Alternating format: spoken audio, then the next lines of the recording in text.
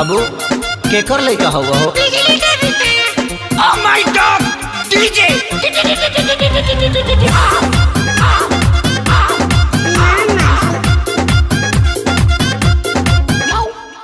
जहिया से आइल न ससुरा से नहीं हो, जहिया से आइल न ससुरा से नहीं हो, ओकर छौड़ा रातो दिन हमरा घरे रहता। नाम धो के हम के सुदामा कहता, आ मालवा के बेटा मामा मामा कहता। नाम धो के हम के सुदामा कहता, आ मालवा के बेटा मामा मामा कहता।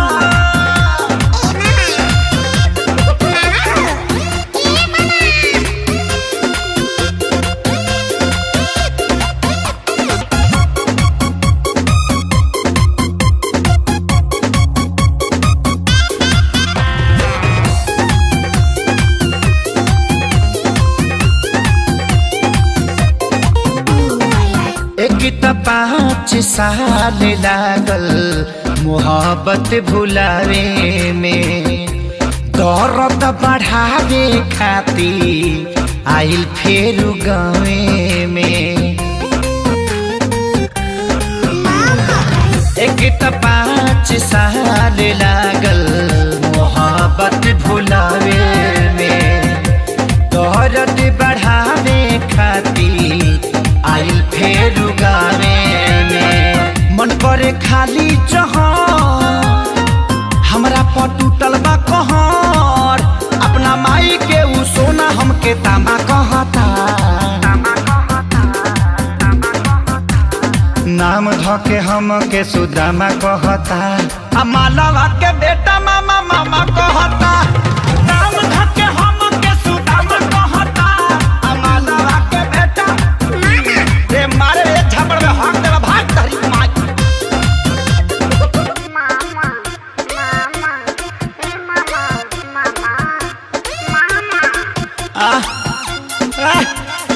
करे ते पैदा भइल बड़ी हमरा के डिस्टर्ब करे खातिर भग भग गया यहाँ से।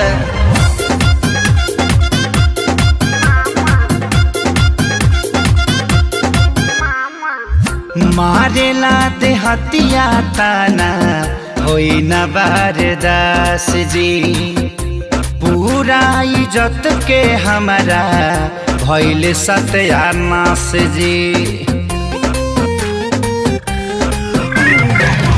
मारेला ते हतिया ताना होई न बारदास जी, पूरा इज्जत में भाई हो गइल बास जी।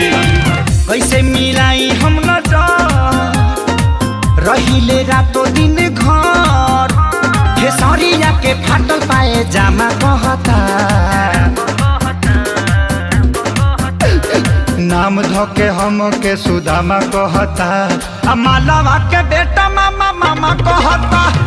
नाम धो के हम के सुदामा कहता, आ मालवा के बेटा मामा मामा कहता।